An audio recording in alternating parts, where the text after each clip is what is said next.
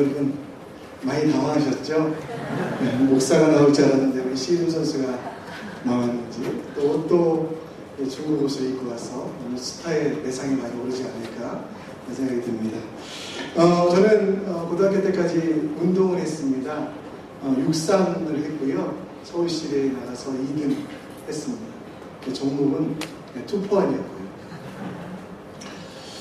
상해에서 목회 열심히 하다가 추방됐고요. 또 우리 특별히 감사하게 우리 K의 중앙교회와 이 목사님께서 난민 사역까지 저희는 교회도 집도 없는 저희를 받아주셔서 저희를 환영해 주시고 이곳에 잠깐 머무는 동안 여러 가지 도와주셨는데 그것뿐만 아니라 이렇게 말씀을 전할 수 있는 귀한 기회를 주신 것 너무나 감사드립니다. 정말 제가 이 은혜 잊지 않고 열심히 기도하도록 하겠습니다. 여러분 시편 121편 많이 듣고 읽고 하셨을 것입니다. 시편 121편은 성도들이 가장 좋아하는 것들 중 하나입니다. 삶이 지치고 권고할 때마다 많은 이들이 시편을 읽으며 이 121편을 읽으며 하나님의 은혜를 체험하는 시간들을 갖곤 하는데요. 여러분 두려움이라는 것, 어려움이라는 것, 환난이라는 것, 고난이라는 것은 특정한 사람들에게만 있는 것이 아닙니다. 모든 사람들에게 겉모습으로 보면 정말 아무것도 모자란 것 없는 것 같고 외형적으로 보면 모든 것을 다 갖춘 것 같지만 사실 그 어떤 사람도 각자 가지고 있는 어려움들, 두려움들 그리고 그 환난들을 이기고 싶은 마음들이 있다는 겁니다. 제게 아들이 둘이 있습니다.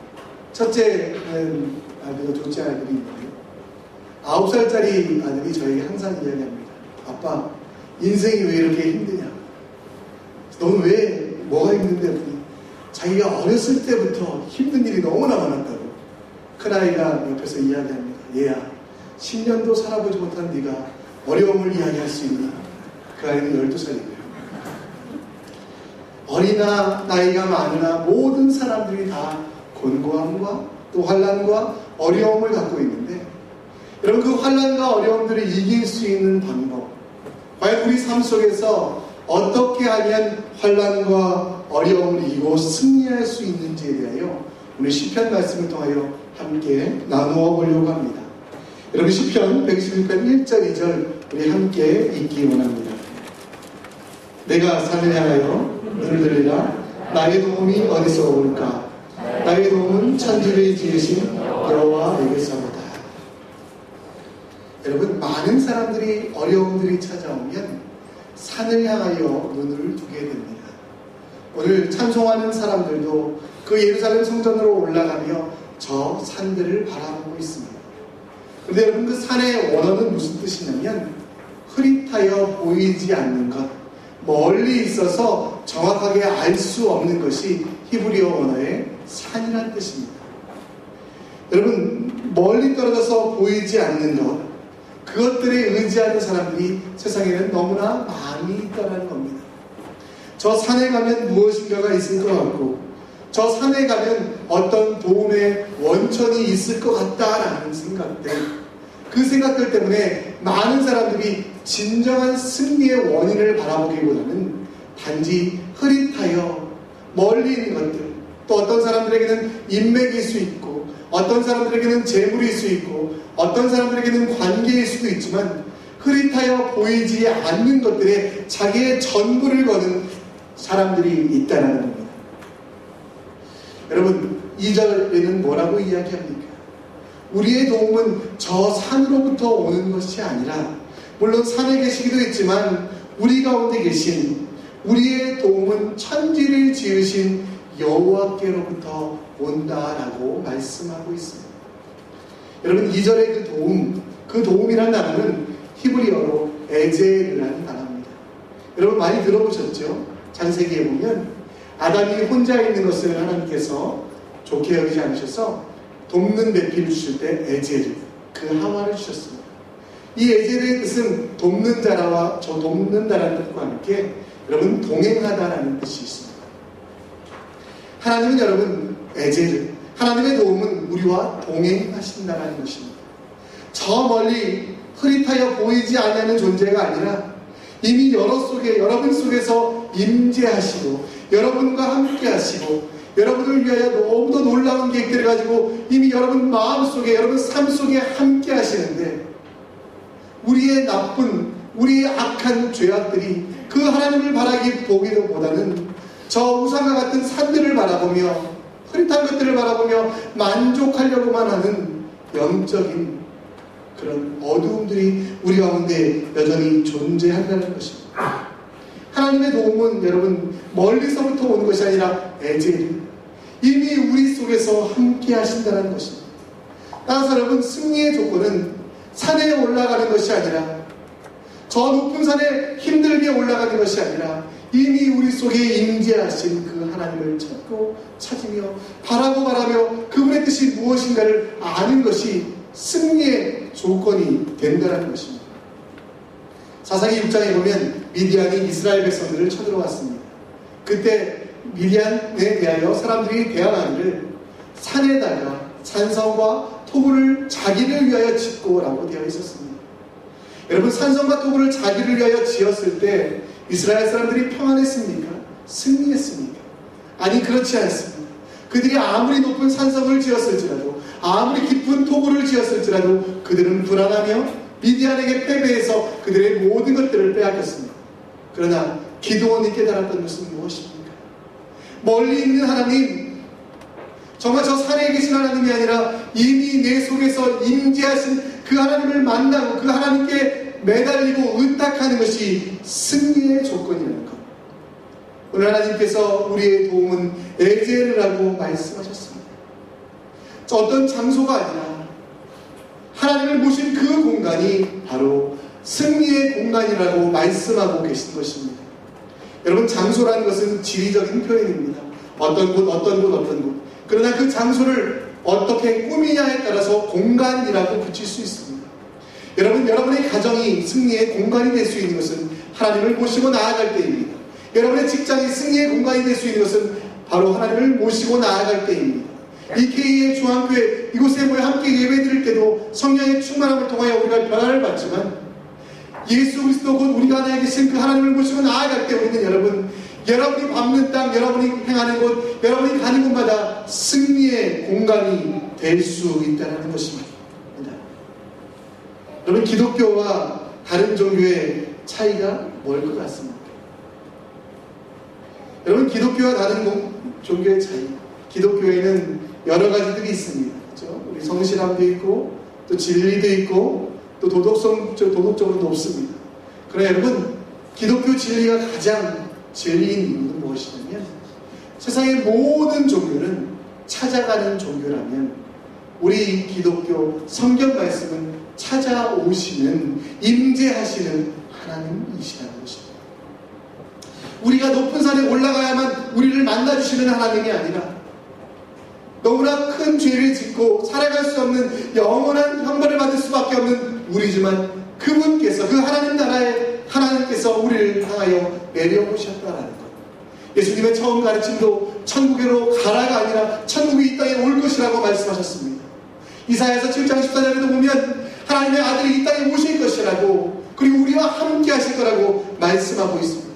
빌립보서 2장 5절에서 8절 말씀에도 보시면 온 우주의 주이신 그분께서 하늘의 모든 권세를 버리시고 종의 몸으로 인간의 몸으로 우리와 함께 하시며 우리를 위하여 십자가에 달려 돌아가셨다라고 말씀하고 있습니다. 고린도전서 3장 16절 말씀에도 보면 여러분 한 분 한 분이 성전이 되었다라고 이야기합니다. 그리고 하나님의 성령이 하나님이 여러분 안에 거하신다라고 말씀하십니다. 로마서 8장에도 말씀하고 있지 않습니까? 우리 속에서 성령께서 말할 수 없는 탄식으로 승리로 우리를 이끌어가고 계시다고. 그런데 여러분의 눈이 어디를 향해 있습니까? 여러분의 눈이 지금 무엇을 의지하고 있습니까? 우리 속에 이미 오신 그 하나님을 의지하고 있습니까? 아니면 산을 바라보며 저 산이 나를 도와줄까? 사람을 바라보며 저 사람이 나를 승리케 할까? 고민하고 있지 않습니까? 저희 아이가 아이패드를 사고 싶은 것 같더라고요. 저는 아이패드를 볼 때마다 아이를 패버리고 싶습니다. 아이패드만 사주면 열심히 공부한다고 하더니 공부도 하다고 게임만 해서 좀 뺏어놨는데, 그런 아이패드를 사고 싶으니까 이 아이가 매일 밤 9시만 되면 기도를 합니다. 저희가 살던 집은 저희 방과 아이 방들이 이렇게 마주보는 방이었습니다. 큰 소리로 하나님 아이패드를 사게 해주세요. 얼마나 시끄러운지 제가 엄마에게 이야기했어요. 여보, 시우에게 가서 아이패드 그만 이야기하라고 해. 엄마가 굉장히 지혜로워요. 가서 시우야, 하나님은 네가 그렇게 큰 소리로 기도하지 않아도 듣는단다. 저희 큰아들이 뭐라고 했냐면, 그건 저도 알아요. 하나님은 들으시지만 아빠는 안 듣시잖아요. 여러분, 사실 우리의 기도가 그런 기도가 아니었습니다. 하나님은 들으셔야 되는데, 하나님이 들으셔야 되는데, 사람이 들으라고, 사람이 보라고, 사람을 의지하려고 했던 것이 혹시 여러분들의 기도가 아닙니까? 가장 좋은 것으로, 가장 귀한 것으로 여러분들에게 승리를 안겨주시기 위하여 이미 우리 속에 와 계신 그 하나님을 찾고 찾는 것이 아니라, 저 멀리 어렴풋이 승리가 있을지도 없을지도 모르는 그런 대상들에 대하여 의지하며 그들을 바라보고 있지 않는지.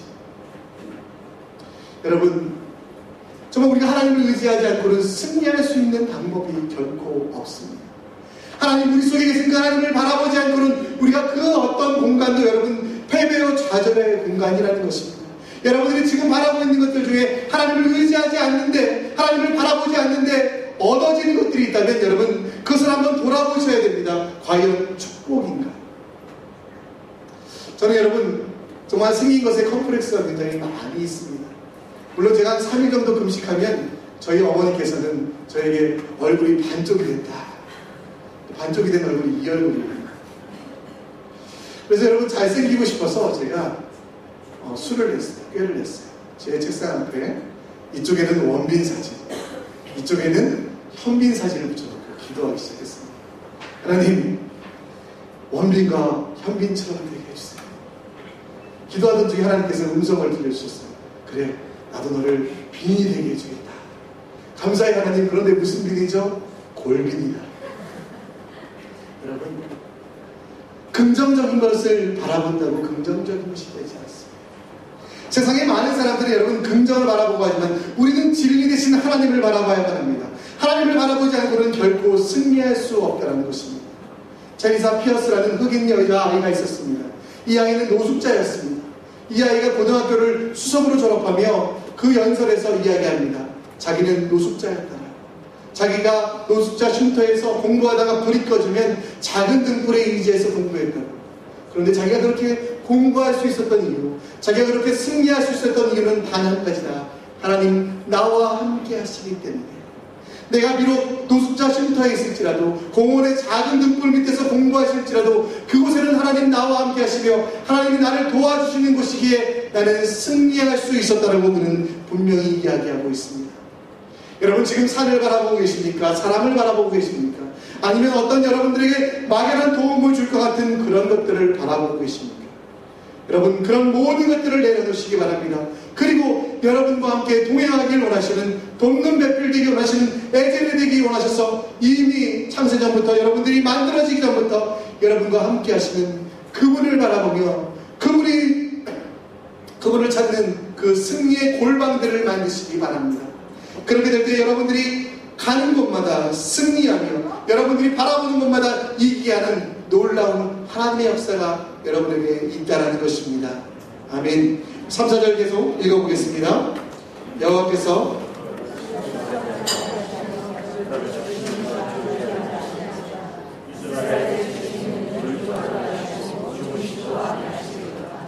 아멘.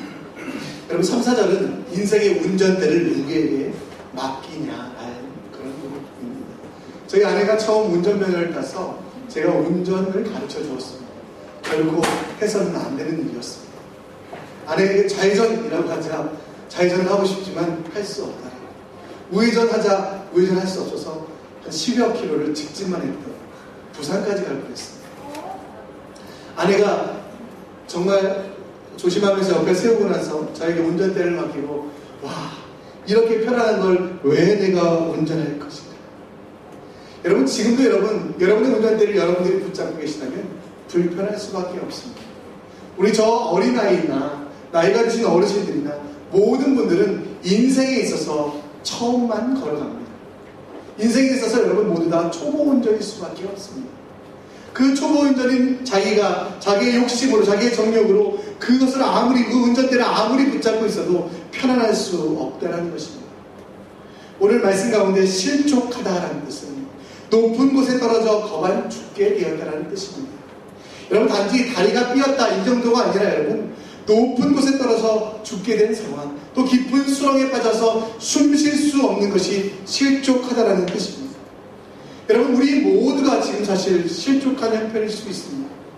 깊은 수렁에 빠져서 높은 곳에 떨어져서 거반 죽게 된 우리들의 모습들을 봅니다. 그러나 여러분 아직도 우리가 우리 인생의 운전대를 우리가 붙잡고 있다는 것. 우리는 졸기도 하고 우리는 피곤하기도 하는데 그것을 하나님께 맡겨드리지 않고 내가 붙잡고 내가 운전해야지, 내가 나아가야지 하는 그 모습이 있다면 여러분 우리는 실족함의 아픔들이 여전히 우리 가운데 있을 수밖에 없다는 것입니다. 여러분 세상에 그 어떤 사람도 여러분 졸지 않는 사람이 없습니다. 세상에 그 어떤 사람도 잠을 자지 않는 사람도 없습니다.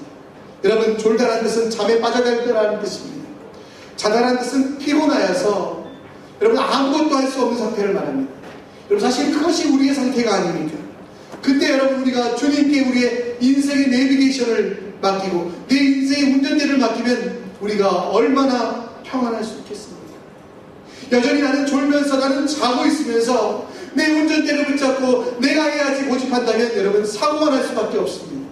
그러나 과감하게 주님께 내 인생을 맡겨드릴 때, 주님께 내 삶을 맡겨드릴 때, 내 인생의 운전대를 드릴 때 여러분 우리의 삶이 얼마나 편안할 수 있겠습니까? 여러분 그러기 위하여 우리의 체질이 변화되어야만 합니다. 그러기 위하여 우리의 삶이 변화되어야만 합니다. 제가 여러분 젊은이 사역을 해서 패스트푸드를 많이 다녔습니다. 패스트푸드를 많이 다녀서 패스트푸드를 많이 먹으니까 참 몸이 안 좋아지더라고요. 여러분 좋아하시는 패스트푸드 뭐 있으시죠? 네. 먹으면 먹을수록 머리가 나빠진다면 맥도날드, 그죠? 네. 많이 먹으면 살이 쪄서 운에 낀다면 버거킹, 성격이 못되지는 못되리야, 그죠? 그리고 울분과 화 때문에 참을 수 없는 피보자 헉, 그리고 관계가 팍팍해지는 파파르스, 그리고 어른들이 무슨 말을 할 때마다 화를 내는 KF 우시. 여러분 우리가 정크푸드 나쁜 것을 많이 먹으면 그렇게 되듯이 우리가 말씀을 먹지 않고 말씀을 통하여 우리 삶을 변화시키지 않으면 여러분 우리가 우리 인생의 운전대를 주님께 맡겨드릴 수 없다는 것입니다. 내게 능력 주시는 자에게 나의 전부를 맡겨드릴 수 없는 이유는 내가 아직도 말씀으로 기도로 살아갈 수 있는 체질로 변화되지 않았기 때문이라는 것입니다. 시편 143편 8절에 보면 아침에 나로 하여금 주의 인자한 말씀을 듣게 하소서 내가 주를 의뢰함이니이다. 내가 다닐 길을 알게 하소서 내가 내 영혼을 주께 드립니다. 여러분 과연 여러분 삶의 눈에 아침에 눈을 처음 떴을 때 여러분이 생각하는 것은 무엇입니까? 오늘의 근심과 걱정 때문에 여러분 다시 눈을 감고 싶습니까? 아니 너무나 힘든 일들 때문에 너무나 지친 일들 때문에 아니 해야 될 수많은 일들 때문에 내 생각의 고민들로 여러분의 머리를 채우십니까? 그렇지 않다면 오늘 시편 기자의 말씀처럼 아침에 나로 하여금 주의 인자한 말씀을 듣게 하소서 내 자신을 내려놓고 하나님 오늘도 내 삶의 운전대를 주님께 맡겨드립니다. 말씀하여 주시옵소서 주의 종이 듣겠나이다. 주님을 의뢰합니다. 주님을 신뢰합니다. 주님이 말씀하시면 가겠고 주님이 멈추라 하시면 멈추겠습니다 하는 그런 말씀들이 여러분에게 과연 있냐라는 물음을 여러분께 여쭈고 싶습니다. 인간은 하루에 8만 번의 선택을 한다고 합니다. 왼발을 먼저 내드릴까 오른발을 내드릴까 하는 작은 선택부터 사람들을 만나고 사업적인 것과 또 시험을 볼 때나 수많은 선택들 가운데 과연 얼마나 여러분들이 주님의 말씀에 의지하여 선택하고 있냐는 것입니다. 여러분 사실 말씀대로 사는 것은 쉽지 않습니다. 말씀대로 사는 것은 정말 어렵습니다. 저희 아이들 이야기 한 가지 더 하면요, 저희 아이가 성경을 읽었나 봐요. 그래서 제가 성경을 읽고 나서 이제 이 아이가 너무나 장난을 쳐가지고 얘야 너 그러면 아빠한테 맞는다라고 매를 들었어요. 그러자 이 아이가 에베소서 5장 말씀을 딱 꺼내들더니 아비들아 내 자녀를 노엽게 하지 말라. 주의 교훈과 훈계로 양육하라 라고 하셨어요 라고 저에게 말씀하는 거예요. 얼마나 불안한지 제가 그날 잠언을 쭉 읽으며 말씀을 한 가지 찾았어요. 내 아이에게 채찍질 아이를 두려워하지 말라. 그 채찍이 너희 아이를 살리리라. 여러분 말씀을 통하여 여러분 살아가셨으면 좋겠습니다. 후탁족이라고 해서 여러분 교회 올 때 성경에 먼지가 가득 쌓여서 후하고 불고 그래도 먼지가 여러분 갇히지 않으니까 탁 하고 치는 후탁족이 아니라 아침마다 주의 인자하심을 아침마다 주의 선하심을 경험할 수 있도록 주님께 내 인생을 의뢰할 수 있도록 말씀으로 여러분들을 얼마나 몰아가는지 말씀으로 얼마나 여러분들이 이끌어가는지 여러분 자신을 돌아보시기 바랍니다. 제가 여러분 추방되어서 돌아오는 비행기에서 눈물을 흘리며 주님께 기도했습니다. 하나님 이 빈달고지 어떡합니까? 여러분 제가 중국에서 사역하다가 여러분 추방됐는데요. 선배들은 여러분 막 고문도 받고 선배들은 막 감옥에도 가고 그러는데 요즘 중국은 인권이 많이 신장돼서 고문도 안 하고 여러분 감옥에도 안 가두더라고요. 그래서 제가 이대로 돌아가면 사람들에게 간증할 거리가 없습니다라고 공안에게 제발 한 번만 수갑을 채워달라고. 그래서 우리 중국은 문명국이기 때문에 수갑을 채우지 않습니다. 그래서 포승줄로 좀 묶어서 사진 한 번만 찍자고 그래도 안 찍어주더라고요. 아니면 여기 한 대만 때려달라 멍들게. 그래야 내가 한국 가서 내가 이렇게 맞고 이렇게 고난당하고 했는데 그저 이렇게 돌아가면 안 되지 않겠냐라고 말하자 공안들이 웃으면서 중국은 좋은 나라여서 그렇지 않는 나라 그래도 당신은 나가야 된다라고 이야기했습니다. 아무튼 비행기를 타고 오는 길에 하나님께 기도했습니다. 하나님 아무 사역의 열매도 없이 빈달구지로 돌아가야 됩니다. 하나님 사람들이 저를 보면 얼마나 우습겠습니까? 중국에 가게 하셨고 중국에서 살게 하셨고 중국에서 말씀을 전하게 하셨는데 정말 많은 사람들처럼 큰 열매를 맺어야 되는데 아무 열매도 없이 빈달구지를 끌고 가는 제 모습 하나님 이게 뭡니까? 하나님 저를 눈동자와 같이 지키신다고 말씀하셨는데 하나님은 안 지키시고 공안들만 지키셨어요. 그래서 저를 추방시켰어요. 도대체 이게 뭡니까? 라고 물었을 때 하나님 말씀하셨습니다. 너 혼자 빈달구지 끌고 가기도 얼마나 힘들었니? 너 혼자 아무것도 실려있지 않는 그 빈달구지 끌고 가기도 얼마나 힘들었니? 이제 그 빈달구지를 내가 끌겠다. 너의 인생의 운전대를 나에게 맡기라. 그러면 내가 대신 운전하시겠다라고 말씀해 주셨습니다. 여러분 저같이 듣보자 여러분 한 번도 못 보셨잖아요. 여러분 제 이름도 모르시잖아요. 이런 사람이 이 위대한 K의 중앙교회에 와서 설교할 수 있는 것은 여러분 바로 하나님의 은혜가 아니면 하나님의 맡김이 아니면 불가능한 일입니다. 아멘 안 하시네요. K의 중앙교회 위대하신데 여러분의 인생의 운전대를 맡기십시오. 지금 내 머릿속에 가득하여 내가 해결할 수 없어서 무엇을 해야 될지 모른다고 고민하지 마시고 전부를 주님께 맡겨드리는 주님의 제자들 되시기를 원합니다. 네, 5,6절 함께 읽겠습니다. 여호와는 너를 지키시니시라. 여호와께서 내 오른쪽에 내 그늘이 계시리니 낮에 해가 너를 상하게 하지 아니하며 밤에 날도 너를 해하지 아니하리로다. 아멘. 예, 여기서 보면 지키시는 이라는 단어가 여러분 반복됩니다. 지킨다는 단어는 울타리가 되어주다라는 뜻입니다.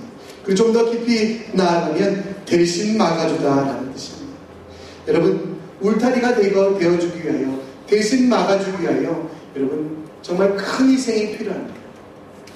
중국 사천성에서 지진이 일어났습니다. 지진을 복구하는 과정에 한 집을 드러내보니 그 집 터 밑에 한 여자가 엎어져 있었습니다. 그런데 여러분 그 여자는 이미 죽어 있었지만 그 여자 밑에서 아이가 우는 소리가 들렸습니다. 가서 보니 7살짜리 아이를 살리기 위하여 그 어머니는 그 무게를 그 모든 아픔을 참고 견디다가 결국 죽게 되었고 그 죽음 때문에 그 아이는 살아나게 되었습니다. 여러분 어머니가 얼마나 힘들었겠습니까? 아이가 다치지 않게 지켜주시기 위하여 아이가 상하게 되지 않기 위하여 어머니가 수천 돈이 되는 그 건물의 자녀들을 이겨내고 또 얼마나 목마르며 얼마나 뜨거우며 얼마나 힘들었겠습니까? 그러나 그 모든 것들을 이겨내며 아이를 살리는 그 헌신들, 바로 그것이 지켜내는 것입니다. 오늘 말씀해 보면 여러분, 지켜낸다는 것, 여러분, 하나님은 여러분들을 지켜내시기 위하여 아무런 값어치 없이 하신 것이 아닙니다. 능력이 있어서 힘이 있어서 말씀으로만 하신 것이 아닙니다. 여러분, 공의와 사랑을 실천하시기 위하여 동시에 만족하시기 위하여 가장 귀하신 예수님을 여러분에게 보내셨고, 그분이 여러분들을 대신하여 고난당하셨고 여러분을 대신하여 희생하셨기 때문에 그 지켜주신 그 십자가의 보혈, 그 매맞으심이 우리를 살린 것이지, 어느 날 뿅하고 나타난 그 구원의 결과가, 그 구원의 선포의 결과가 여러분의 영생이 아니라는 것입니다. 제가 여러분 젊은이 사역을 했습니다. 300명, 400명 되는 젊은이들을 만나보며 느꼈던 것은 무엇이냐면, 많은 크리스찬이라고 말해지는 크리스찬들 중에 여러분, 이 희생에 대하여 너무 값없이 여기는 분들이 많이 있다는 겁니다. 하나님께서 우리를 지키시기 위하여 여러분, 우리에게 그늘을 주시기 위하여 얼마나 뜨거운 그 태양빛을 다 맞으셨겠습니까? 예수님께서 우리를 살리시기 위하여 얼마나 큰 수치를 당하셨습니까? 그러나 그 모든 것들은 잊고 내가 받은 은혜만, 내가 받은 사랑만 기억하는 우리들의 모습. 심순덕이라는 분이 이런 시를 썼습니다. 어머니는 그래도 되는 줄 알았습니다. 하루 종일 밭에서 죽어라 힘들게 일해도 어머니는 그래도 되는 줄 알았습니다. 찬밥 한 덩이로 대충 부뚜막에 앉아 점심을 때워도 어머니는 그래도 되는 줄 알았습니다. 한겨울 냇물에 맨손으로 빨래를 방망이질해도 어머니는 그래도 되는 줄 알았습니다. 배부르다, 생각 없다, 식구들 다 먹이고 굶어도 어머니는 그래도 되는 줄 알았습니다. 혹시 여러분들도 예수님은 그래도 되는 줄 알았습니다 라고 착각하고 있지 않습니까? 물론 우리는 여러분 구원을 거저 얻었지만 은혜로 얻은 것입니다. 우리에게 은혜를 주시기 위하여 하나님께서는 여러분 우리를 지키시기 위하여 자기의 살을 저희들에게 내어주셨습니다. 뜨거운 햇빛을 대신 맞아주시며 등은 다 타들어가지만 자기 살점은 떨어져 나가지만 우리를 위하여 그 희생을 함을 통해 여러분들이 생명을 얻었는데 과연 우리가 얼마나 감사하고 있습니까? 그 은혜가 얼마나 큰데 여러분, 작은 시련과 작은 어려움들과 작은 환난에도 우리가 얼마나 많은 불평과 원망을 하나님께 하고 있습니다. 우리를 지키시기 위하여 형상하신 것이 너무나 큼에도 불구하고 여전히 우리는 우리 입에서 감사가 아닌 주세요 왜 안 해주십니까? 라는 원망과 한숨이 여러분에게 있지 않습니까? 여러분, 지키신다는 의미를 다시 한번 묵상하기 바랍니다. 여러분을 위하여 지키시기 위하여 흐르신 그 보혈을 기억하시기 바랍니다. 그 보혈의 능력이 우리를 살리셨음을 기억하시며 오늘도 감사로 나아가는 여러분들 되시기 원합니다. 마지막으로 우리 7절 8절 함께 읽겠습니다. 여호와께서 너를 지켜 모든 어려움을 면하게 하시니 또 내 영혼을 지키시로다. 여호와께서 너의 출입을 지금부터 영원까지 지키시로다. 아멘. 여러분, 환난이라는 단어가 나옵니다. 환난이라는 단어는 어려움이라는 뜻뿐만 아니라 사람들이 아무 쓸데없는 존재처럼 여겨지게 하는 것이 사단이 여러분에게 주는 환난의 이유입니다. 우는 사자와 같이 우리를 삼키려고 하는 사단은 우리 귀의 속삭입니다. 쪼개고 우리를 가루처럼 만들어서 아무 쓸데없다라고 여겨지게 합니다. 우리가 아무런 존재의 가치, 또 우리가 어떤 값어치가 없다라고 이야기합니다. 그러나 여러분, 아까 우리가 5절 6절을 읽으면서 배웠듯이 우리는 예수님 자리들입니다. 우리가 단 한 가지 희망이 있다면 부서지고 가루가 되어서 우리의 삶이 철저하게 쪼개졌을지라도 우리에게 단 한 가지 희망이 있다면 그것은 하나님이 나의 아버지시며 하나님이 나와 영원히 함께 거하신다는 것입니다. 그리고 우리에게 승리를 약속하셨다는 것입니다. 골로새서 2장에 보면 십자가로 이기게 하셨다라고 말합니다. 십자가로 이기게 하셨다라고 말씀하셨을 때 단 한 번의 승리가 아니라 여러분 인생 전체를 승리로 이끄신다는 것, 지금도 승리하게 하시고 앞으로도 승리하게 하신다는 약속, 십자가의 약속이 여러분에게 있다는 것입니다. 과연 여러분들은 어떤 징표를 가지고 나아가십니까? 삶에서 어떤 승리의 도구를 가지고 나가십니까? 사도 바울은 스스로를 죄인 중에 괴수라고 이야기합니다. 그러나 내가 죄인 중에 괴수고 정말 만삭되지 못한 사람이지만 내게 있는 단 한 가지가 있다면 그것은 십자가다. 이 십자가로 말미암아 내가 영원히 승리할 수 있다라고 말합니다. 고린도서 4장 7절에서 9절 말씀에는 우리가 이 보배를 질그릇에 가졌으니 십자가를 가진 우리들은 심히 큰 능력이 하나님께 있고 우리에게 있지 아니함을 알게 하느니라.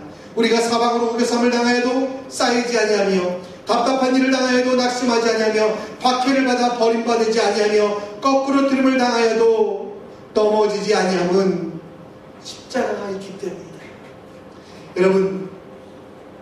여러분이 가는 곳마다 승리의 장소가 될 수 있습니다. 여러분이 가는 곳마다 승리의 공간이 될 수 있는 것은 내 능력, 내 힘이 아니라 바로 여러분들과 함께 하시는 십자가의 힘인 것입니다.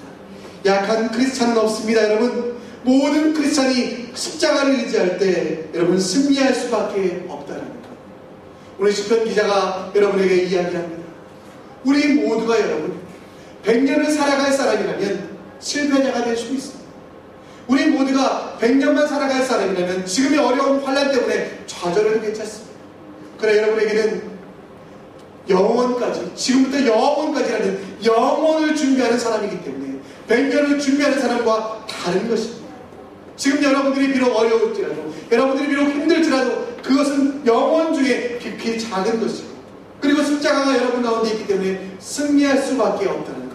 그것을 기억하신다면 여러분 결코 여러분이 가는 곳마다 승리의 장소가 되고 공간이 될 수 있다는 것 기억하여 주시기를 바랍니다.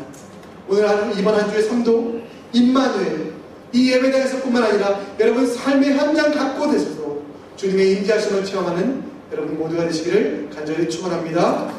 기도하겠습니다. 하나님,